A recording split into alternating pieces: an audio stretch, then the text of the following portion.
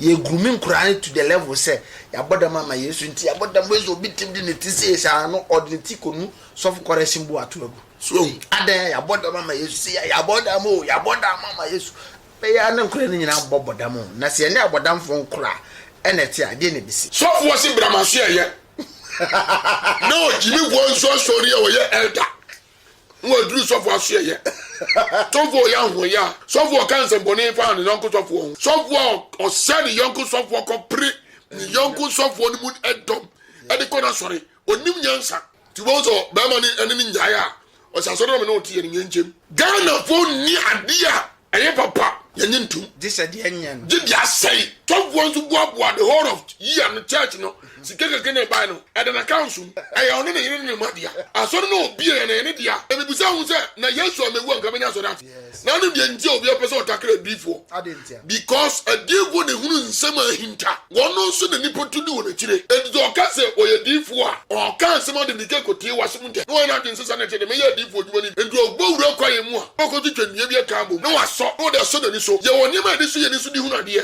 the hand that has feed you emwanu nkasentia ne da asofo nyina so de tie ho how preach the word no but onye na onemo adwuma obeka ma omamu wo nsira se na oje omamu wo nsira so oje eso obeka sa asofo kro na ne nse chi den bitimi ka kire o se frima so dem ko da bia me ka sa asem frima so dem ko kofini ama no sososo na asore ba ne gina mu bi no otua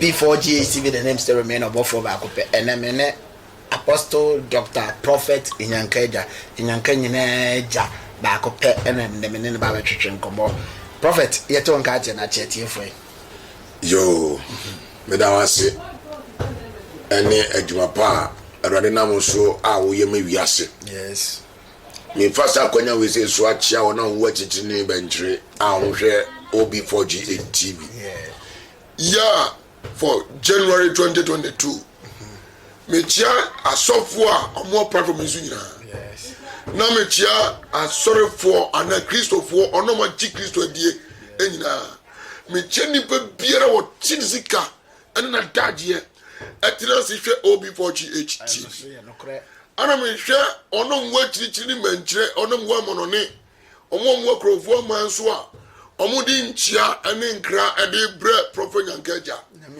na minshira mu nyina madam Bakope awo UK Ransford yes vinia bia wo bia rode enshia bramu enya afirma me no mi nyina afia ewramu nye nkonimdi afirma obi a we OB4G TV mechia meyere abusuafo nyina apostle mechia minim se o share program ni live na minshira ono nya wakoma so apede on hye oden na omo akukuduro ohum na fa ko wie dia o ye bia minim se rade ayewi then the topic of today no okay wow ni tria 31st all night wow 31st all night wow 31st all night 31st all night bia so sia ensem sisi okay indeed prophecy akese and ye bobo okay na me bisa me ho se ade Ghana nyankopon woni ade papa bi ade Ghana na because your prophecy nyina ye accident ubewu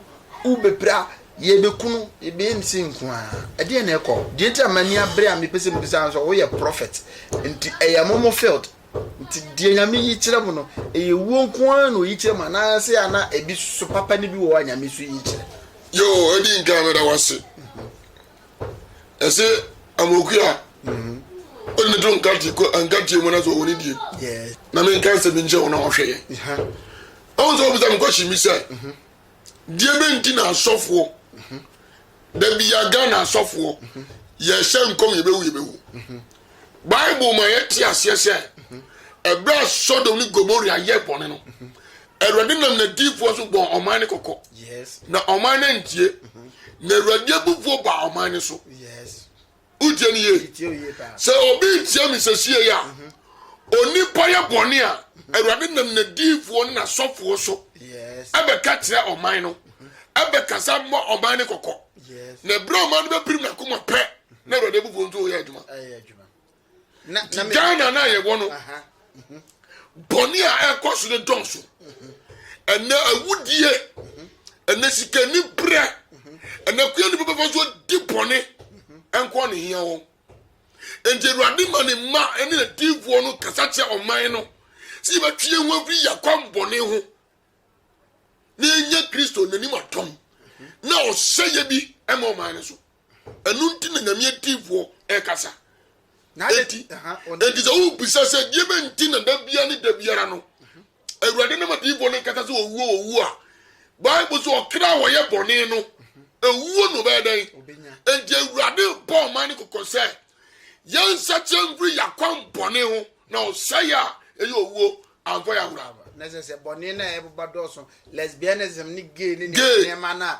ɛno ho nsunsuanso ne ɛno a yɛgye tum no ɛno a ɛba ɔman no so no ɔman bi a yɛ Nyame ma bia nso no Awurade ne kɔ ho ɛno nti na Nyame adiifoɔ Nyame asɔfoɔ ɛkasa tia ɔbɔ ɔman no kɔ na kyɛ sɛ yɛde sɛ Nyankopɔn nyɛ na ayɛ sɛ ɔbɛyi nneɛma papa biara kyerɛ yɛ ana nneɛma papa bɔ ɔman no mu yɛ ma menka sɛ menkyɛw woate sɛ Nyame sɔfoɔ bi ahyɛ nkɔm a ɛyɛ ne papa ama yɛbɔ n'aba so da daabi enti sɛ owuo bɔ no nkɔka bɛgyina deɛ owuo no so because obi mpa wuo bɔne no a yɛyɛ no a ɛde owuo no ba no yɛnya yi sɛ yɛbɛgye yɛnya yɛ de sɛ bɛgyae ti bere a yɛyɛ bɔne no a owuo no ba no Nyame ɛde aso twe ɛbɛ nipa so no bɔne no ɛde bɛbɛ sɔfoɔ no kasa tia yɛnya yɛ de sɛ bɛgyae nti yɛnya yɛ de sɛ bɛfiri mu na yɛka nsɛm a ɛbɛtia sɔfo no ama ma gyae ntɛm ka no ɛno nti ne ɛhu ne saa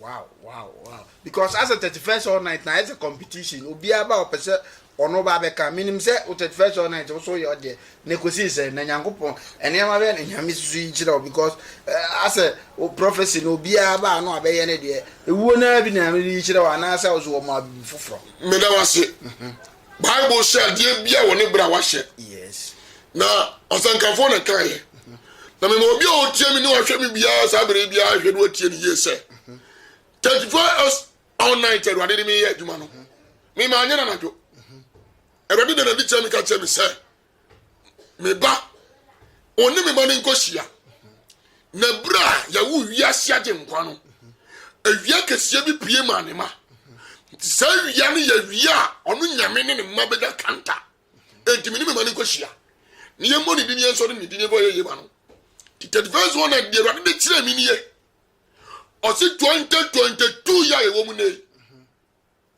wa man mu bia ye gidi ni bia bo bet ye me say den bo bet ye because tight your bet want nyantintimu a ɔtwe ase me fo na num bo bet ye na say so nyami mu ye so Kristo so mu ni mu ye na wo ye botroboto a wo ba mo bo because we are seeing na kasa tia Kristofo we are seeing na so die tie na ahinie so we Kristo ni ma papa bo bet ye because as my can me ya no me no ya adwene because as obi make fun of Christianity I'm telling you and we social media nkran ni bi twa video and our TikTok so near they do ben senpai bo no mo yeah as the obi make fun of yen aya na tore bia mitimi ka se yen ya difo no bi mususu ka ho na ama obi make fun of us only me ya adwan na nya eno dem no nya de ya difo ni bia ma enema bi wo a omo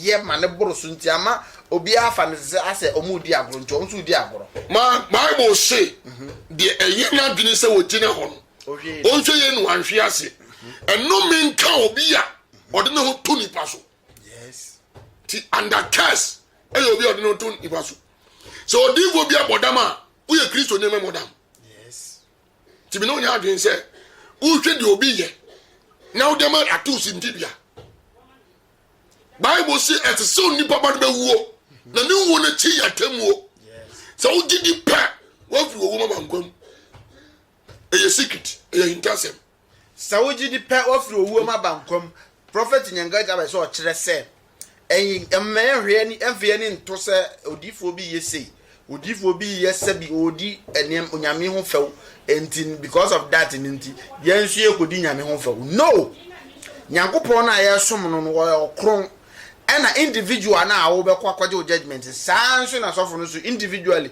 or no quaquajo the judgment and to the dia be agura jano no mfa ne dia ni agoro wo dia ne say yi na 10 otia eye wantia jano no nko Jesus Christ can say me yes o say ye mo ni pasa on ne kra be di onu wiase nyankopon na die na wona obati nyame na die no omuwu mpa o masa sori yes eye kim onom di nyame die o enya asofo sofo ye dotie wonso ye dotie yes sofo ye nipa yes wonso ye nipa yes min kasenti asofo so kasenti asofo a o ye ndakes yes tieni ye pa Bible sim found san kamidifo na nimi sofo nso ham yes so be your badimba asemo ye intasem yes and the money pass obafa Jesus say the crown na jemko anya sofo yes sofo enti obia na ye ne difo ana nyankopon nipa bia na ye ne difo ana because obi wo obo hu say ade a o ye pa mfata Kristo adwuma no Jesus Kristo kan say be wasimi yo ona mayi wona medimi nsem ma won komo me man tititini wo Elisha ye wadifo no mebrebe wo mabako me bo yes ewie ebrem so bi wo na mama kan say be njira enye ni panyina na ya difo yes ana enye ni panyina na ya sempakafo yes ye wo enyuma die no enum abru num but enum na nipa dodo na anim yes ani kan say be njira ofro obi so futufo ofro obi o chechirefo yes obi evangelist yes obi apostle yes ana oyi obi odifo yes na no de ntia obi apese otakra odifo adentia because adifo ne hunu nsem ahinta wono so ne nipa tuni wo na kire edi o ka se oye difo a o ka nsem o de dike kotie wasum de na wa ka hinjam ko akire wo edi e no odi hunu ni obi oye niema asie de minim na o ka kire me ene to obi ye sofo na oye apostle a enam se na apostle no ono onye nsi ahoade no prepare na dwene for me na me asem no na onye mature wo ho nti no na dwene se sanete de me ye difo dwuma ni bi enti ogbowura kwa ye mu a no ko twetwa bi aka bom na waso no de so ni so ye woni ma de so ye ni so di hu na de na Bible say yimani nyina bom nyini enko si twabre ye wona urade afre won ene won na wo choose won se urade appoint obi so ye odifo a upa wiase nyina to ni so untimi ense no yes tidabia mi ka asem wei erode de na ni ma me hunu say in the name no ya Ghana poma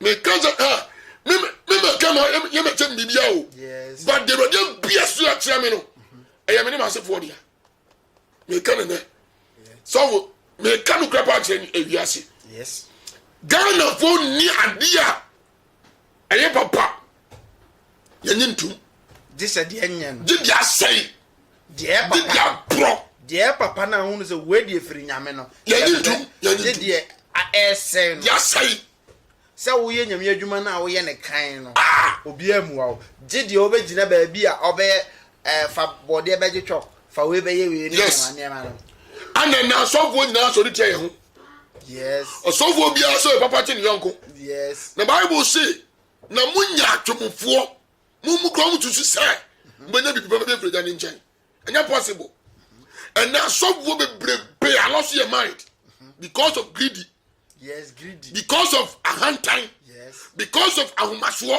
yes the Bible say nimdia me man ni enti yayira obu ha o preach the word no but onye na onem adwuma obeka ma omam wo nsira se na oje omam wo nsira se oje eso ba hwesa asofo kro na nse chi den oh ena me ka no sa siafo ni sa asofo ni nyina na gina o me bo Yesu asenuam to mu bo Yesu asenuam I'm telling you today owo na bo Yesu asenuam no wasi man na mama yes so want to go the whole of year no church no sikeke kene buy no e na council ayi onu na yiri ni madia asoro no obi e na ne dia na bibusa hu se na Yesu amewu anka benya so dati Yesu madam bi de ka ozi Yesu pa Yesu amewu ama akofo didi o jense ni ye ba osovo ye badempa yes no di nyam shiro pa e bo ne bra on function not dream say asori we media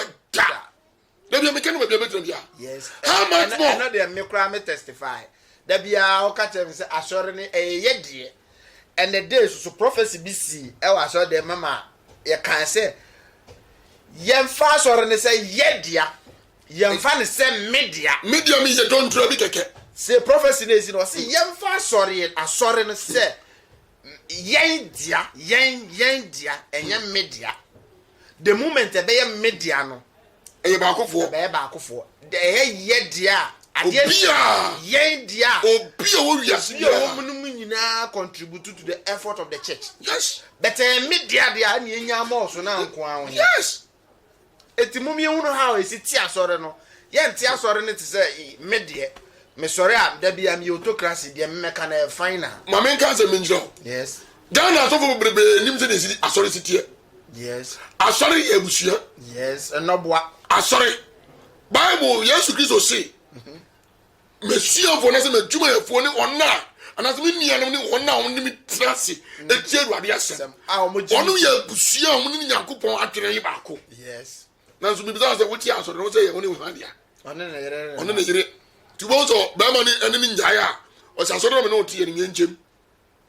Wow, o je ni ye sinti dia ne beba na de nam so ba no onue e ye cash so for bit me ka tire o say frima so dem ko da bia me kasa asem bi frima so dem ko kofini ama no soso na asore ba ne gina mu bi no otua at the end of the day no was frima so dem ne ma men kan se bi wa ha ayana me yase ye ne asore nkese ne bitimi ka che ayi say congregation say mama nko wa man churches na and so let kese no Pentecost worker, Presbyterian worker, SDF worker, Yehovah worker, and Methodist just sorry kese no.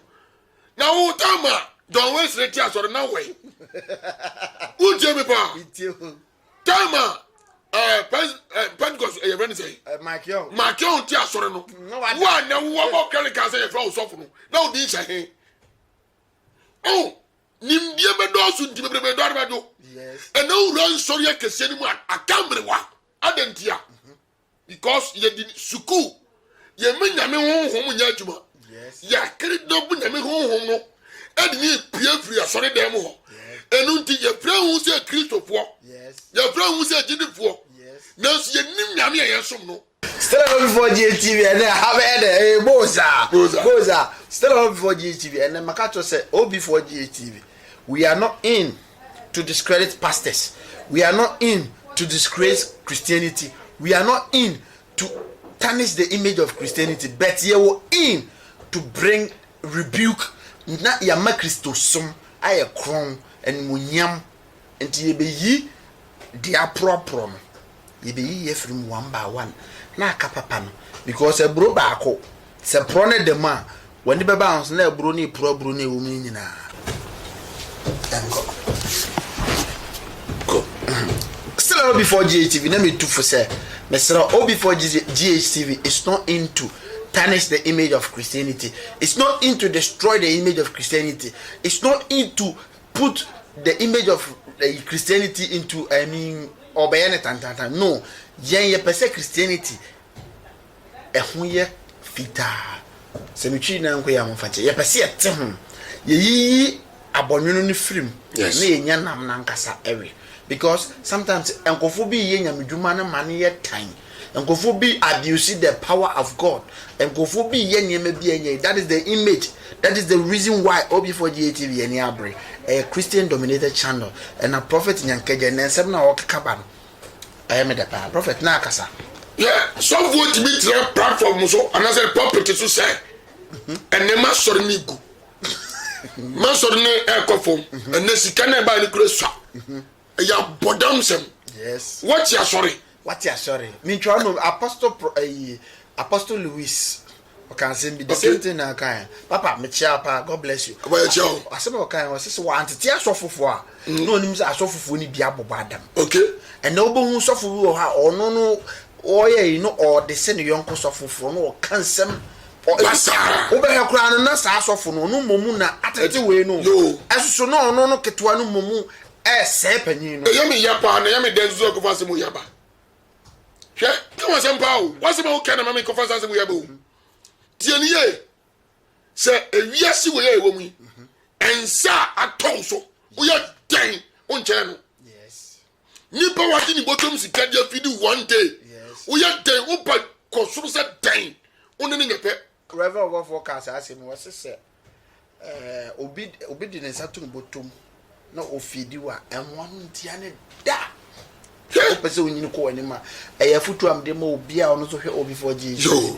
The hand that has feed you enwa no nkasa ntia ne da intimida bia me kasa asem we me di bosto am obi anu wa me ne nanante sofu bia anu wa me ne nanante a obi bete se me nya battle amene na nya battle me kan ho asem bone me nka bi da so ye made na enkom yi a enwa ne se metwem ho boko be se mebie ma no akasa tia de no but obu ho a ono de ade ne kura nsi kura no o kreti bi di ato ho o yes busa ho se na me fro na ho se ne wa hunu bia bi so agina na so ko sura de na no so bia no ko duru so no ye mu anim tia yes abrabon dio se wa hunu sa o ba ko pem ade wa no moja me papa na ka me je wase so furu dua speed na ade be furu no enye sa speed na e di sana ebesie o furu a wode nkakra be furu but wu sane a speed e do be ba no yes nti se uduru so a enye wadwen se wa wie bi ete wa speed e do be bo fom e bi gro na wadwen se wa wu waduru suro e de wadwen na chese waduru suro e bia wu nyansa ne utiri na esi so no ena ye won se be waduru no obi enya nubi message be asandefo se enem bia so ena huma hunu suro yes e de bia ni wo a wa huma no be da wo yes o ti ase me pese ni pa bia ni ba ye ho so se ena ni e bro berema ade ba tiro na ni achacha na ugo ye won grogu be mo jidi wo kuma sia omu ni nya omu nya ni bebrebe bare na omu di ni wo biem yes pentema nya ni pentema wu na mo so ye sofu na de uti wo nche o fe na sori ba no emu na ntia yes me tia sofu wo gana gina na mi tu wo so se nkese ntia sofu da go sofu gina wo ma usafua yes sofu gina wo ma hukum yes sofu gina wo ma oyedie yes sofu gina wo ma oseye yes no bia na asase so be di sofu yes sofu kwase mpanyi bia ntimi ni yes obadin ba urade dom dane so ene etimi di sofu se o kese tia sofu no adwene humienu obi send him message was a prophet in Yankeja about the pastors is a sofu obia na e sofu ana obia also e sofu no na e sofu ana because gente okasa no some of them are making unnecessary noise mama cancer binjo Yesu Kristo ene sofu no tenancy no obusa won say na mo ni mi nam grani pa klase me ni wan yes e ba to utie mi pa Ethiopia no mo si we sise no sim na mo nso so mo so ni wan o mo so woni Yakobon ne pa tie ni yo yes osovo bi esu Yakobon ba esu asovo ni be di nipa image agina ho so ye sofo na ni su na woni mu no e ma hunu ma bi ofire yes the suban nye papa me da se automatically me da se it tells you say sa nipa no me da se yes yo by their fruit yes o ma ba no o ma pa e ba bi ehun o ma nipa o ma pa eno ntere se o de hu so fo bia no me kra my advice obi o me se e mo anu ngotia no se enye nyame na ofiri na se wo de ne nyankoma de e wona aso de ma de o be to hu fo ne se don't go there ono na asi ne bosum fie no so de be ya asore da o de ne se enko ho yedi ne hwe na de oye no oye na se ana ne me ya do Yesu Kristo ba e koda san dofo no ne nga wona baga no mu firi o undimi nsi won kwan because nyame tumi ni nani mo nyam se asi ehu san dofo no uje ni ye o de ne se uguna ankoni nchen eniema oye no hu se bra na minware o bra menye o se emwa wa just leave them emfa wa no nkototo na no nkokeka na we say emwa just leave there kone ko pedie wakoma odi sofo ye nyame de spirit awura ni pa bia mu okay o ko baabi na osumsum ne kura kyerɛ o sɛ ha enko o say okufo so kwa bibesi yes also odo onyuma na be kyerɛ yes and onyuma na be ni say de uhunu no de wotem de wofam no and na kyerɛ sɛ we nyame sofo we ni nyame sofo sofo bi odi nyame honhom ya adwuma bia nya ho ya main key na osan dona sɔre no ani mu nipa ani wonom ye nyame dia Yesu Kristo say me be da me do di to wo ye nsa na wo nipa na onom be timadie yes so what nyame dia de be ntina o yonko sofo man awon ya ba ho ne ntem na ta de ne nya adwuma ni nyame ho na tumu sofo ya ho ya sofo kanse boni fa ne yonko sofo ho sofo o se ne yonko sofo ko pre ni yonko sofo ni mu edom e de ko na sori onim nyansa sabinim sofo bia ko ni yonko sofo sori e ko hwehwe dom e wo ho no ti wo namba de ne ko na sori onim nyansa o ye payfu sam oh yes of course nyame ababa na tiumu antu koko fodo na de otine na ase no ya aboa na viare na so person je sofo no ebia sofo no madam fo no na ma flow program na so flow ma nche wa ba nche na mi wura ma me ba me hu so members do so na ma start jeje e di number na from ko wa so e di nyame hu mu tiumu a sa de na everyone de nyame hu mu tinimu no wonya ho ya na ni mire me yonko ade yes what you see the sensu went to mu o ye bonsam the 31st all night into the prophecy mewu nku anan na ma me kan se mi njo 2022 be pray be si me kan ne dia kire wo mewu na uravi bible so okra wa ye bone no fatu aso owu wa dey enti se nyame kan se nyame do di bo bi ka te obi se 2022 ade se ne be se oboa se enna omo IGP kire se eme point obi mbeka nye se kofi ubewu nya akoa bia wono no de no ho de meka se ewu odi no de ta meka se ewu odi ne se okay ono no wanka se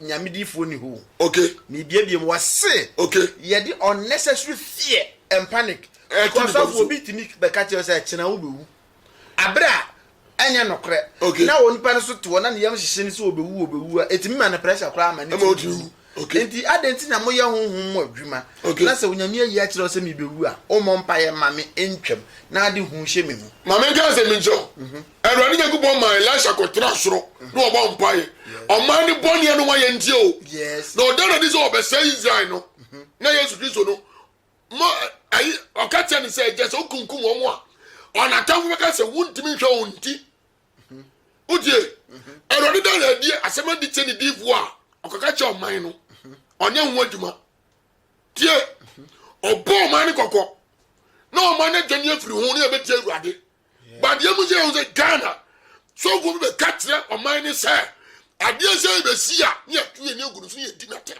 die ti a o mo yesa ne say now no celebrate se nkuan ya difo yi sha o mo nko ma me nka say anye president a musician bi a wagidi na ye ne nnamu no ade ye ni aka no me be bi za o say wasema o kana na me yi anu no sa celebrities no su o mu damu no unim die asiye ni gbabi o mu ne na mo de be sa celebrities unim bible si nipa wie ye no ani be hunu ne na wona chi yes ma me nka say me njo wa ha erwade da na di ne ma bia edi Ghana ha pa o me ma Ghana fo nya ati ase se o ma we na me man yes o ma we nyankopon ni ko suahwe yes o ma we nipa edi so ni o mo ko bagina o bia be ni ketua yes udie yes mi ameti ye me ni ketua wo so a wo tie me wo no ketua na me bisa o sa kwan ba so na o fire o ba celebrity ask yourself kwan be na afa so a e bia o fa kwoti kwan bi so na be se ana ba ye awurade pese oyi waten a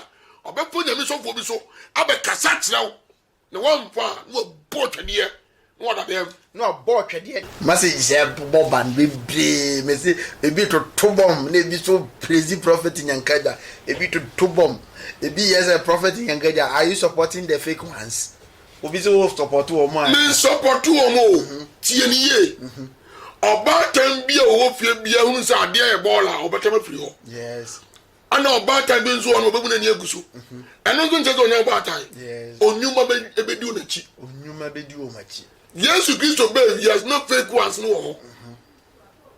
Nyami na metime ka cho se me tu o mase. Yes. Udie. Nti kwa be so de be fa so e be yi. Dey se ohun ni se. Bible say nso ohun ni nyina hwe bom pa ye bisa se Awurade. Asafo be na me ntinam na me nyankwa. Ana ye mpampa bo. Ana ni ba yiri nyame o. Ye hwe die nsankyere ni die twam. Yes, obi e pe. Yes, pardon the jakeka no. Ana ni ye hwe. Aso obi e pe miracle. Obi a pa miracle. E di ntia. Bible se brani kwa wie ya. Ahonya de ne be do. Yes, nipa nyina be ya hopefo. Nipa ni be bre. Eniema ani kwase ye pe. Yes. It way be a dance said the coming of Christ.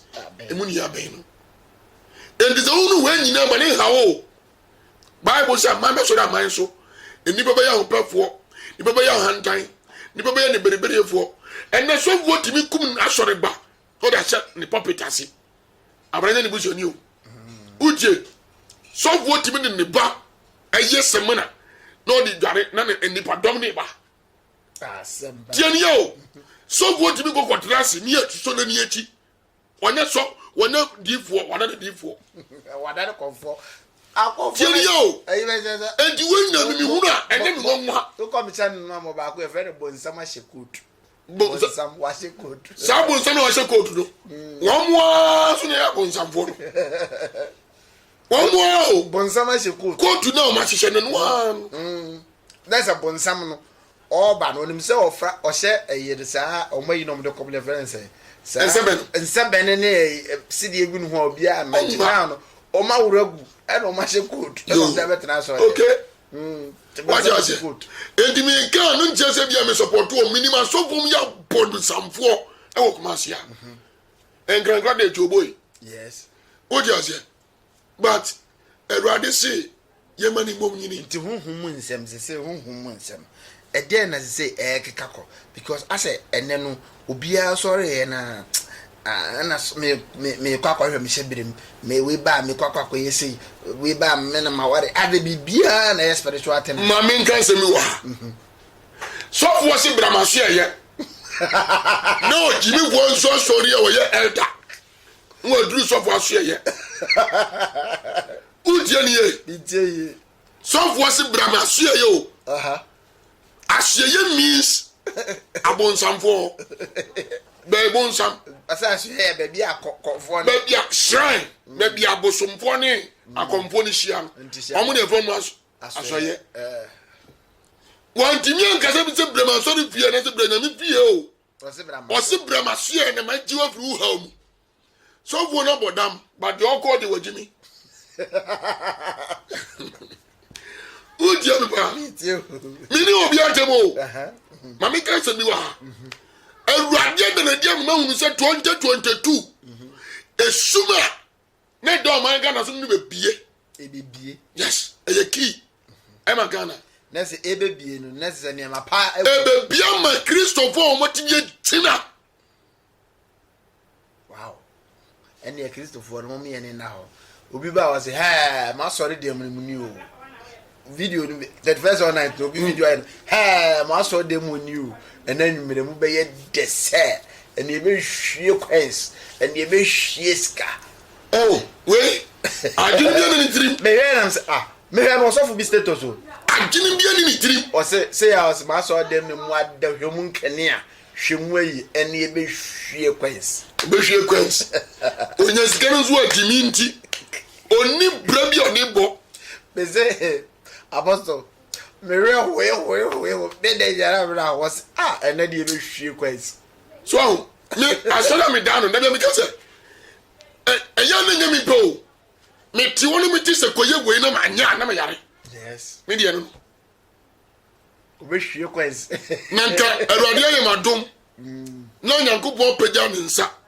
Na ma sori mat di me wo merwafo bi e kama kuma sa every busum janka me ntom ka. Yes. Obi metri na me bia nwan twetwede nsum tete so yo hiani. Yes. Because we see obeja na hinie ho bedane akoa. Say ye be ya this year. Sofwo what you can say we hwe coins na sori ba busumi nsiani onhunu no ntene otitie onya dade musa na seda sikana ho nya no eno na hia no But penny temenya coins. But uncles be trapped. And then you share coins. Yeah. 2022 and Yansan for Ghana. I'm here, Christopher. Yes. Maybe who says the same.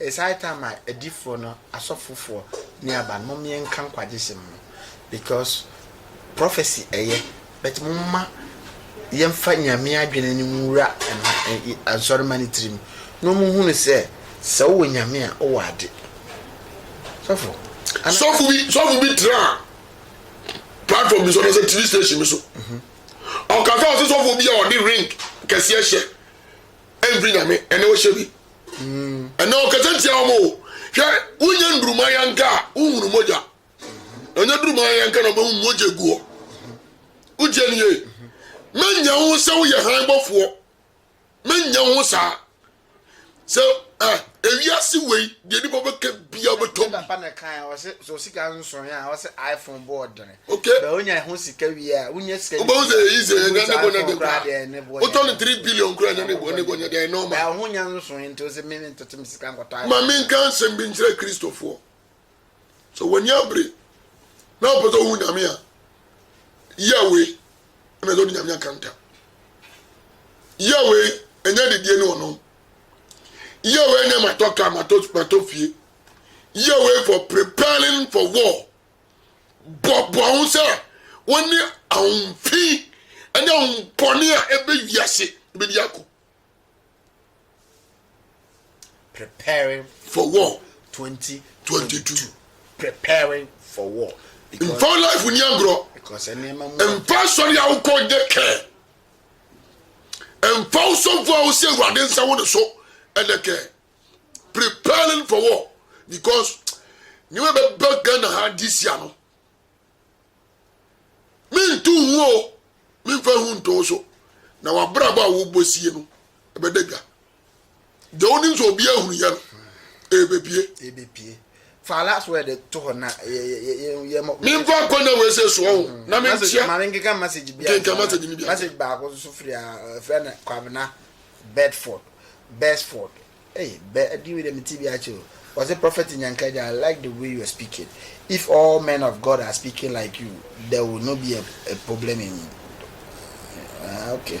Was if all men are speaking like you, there will never be a problem in church activities.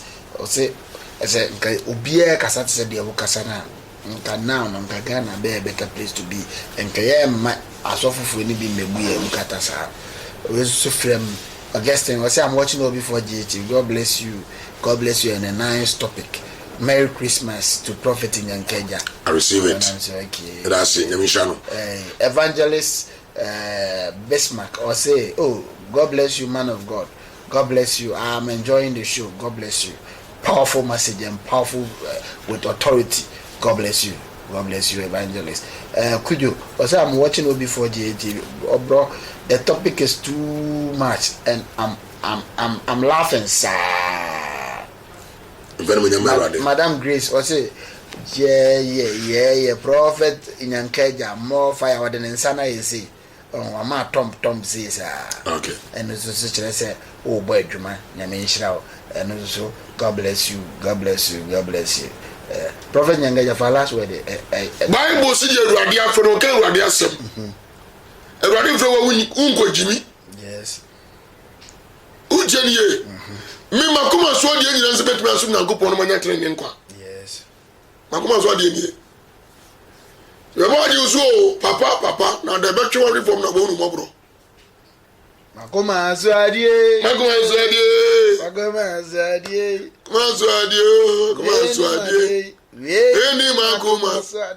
makuma so adie ni se. Mina ka wo wiasimu. Makwa radi fie. Makoma ma we bonu we na obanyansa ni betena sitia na ekasa che betwe no free bonu. Yes. And that you ma enkrofo ujeni ye Semhunu kwa ye ni asem ye ni message they say na nyom ni nyina onana tio ene Ghana Christopher nyina ye hypocrite ya boda mama Yesu ya boda mama no ginam no owoso na no owoso ni na busa ho se e dia te kura ne be man kura ne ye grumi omuntu ye grumi kura ne to the level say ya boda mama Yesu nti ya boda mwezo obi tim di ne ti say sha no ordinary konu soft correction bu atu agu so adan ya boda mama Yesu say ya boda mama Yesu be ya ne kura ne nyina boda mo na se ne aboda mfo kura ene ti ade ne bisi mo mi enfa sabi sanity mura the YouTube no upcoming ones ne mo Miriam, kakama kana say me fa ko ne so ma me papa na so fo a omo platform yi so ene ona onni so ene ona mo tie YouTube ehwe OB48 TV programs. Yes. Yen yen no so fo no bi na say yen mo mpanimfo no wo performance on so omo the TV station we ayema sorry. Yes. E dia ko na we say ma omo e de chia omo. Titru me so fo a owo Ransford. Ransford. Yeah. Anna Sunwai. Yeah, Prophet David. Dr. David Treme. Papa me chapa. You fa go na suma wa fin chapa. One was sorry panim for no so for. And so for me. Yeah. Ni ese and is how na we say so ma. Me papa Apostle Oko. Hackman. Apostle Dan. It is Anche we ma. And Apostle me boy Ghana is sick. Ghana yare. Hey. Apostle Samson Jacob. Samson What's here Christmas and New Year. It now munina panifo munina bia. And here papa Reverend Yas. Papa, I don't mean that sorry, I mean me see from God friend. Yes. I didn't German because Papa no was touching my coma. Yes. We are good. And then Apostle Samson Eje Kwati. Ghana is sick. Ghana is sick. Ghana they are. Ghana they are sick into you ever nazo. Yeah, but Ghana is sick. Anna, me want me Papa ko. The friend Prophet Ezekiel Chira God Love Ministry. Papa, ebi awo bia me den chake siama. Papa me power sem. Na me ja prophet in Kenya chiako. Chia. Wow. Ana me chia mi ankasa me brother baako. Ah, o ye me colleague. O ye me yonko. O ye me nua. O ye me bia evangelist. Randy. Derek. Baby owo bia me den chia kese ema no. Yeah, chiako. Me chia. Hey. Chia. Mrs. Obofo. Any me mama. Docas. Tiago. Bra. Sister Mimi. Any bra Augustine. Munina mo. Don't just be woman. Anna, Mr. Bafo. Mr. Bafo who US. Anna UK. Aye. Mr. Ado. Mr. Boateng. Over UK. Sister. Sewa. Ozu wo UK. Oden chiakesie pa ba yesi what so kumi grandma mentiasie. Erodi nshaw matewonka. Ya poko ne tu no yet yam bomu di nyina. And God is powerful church.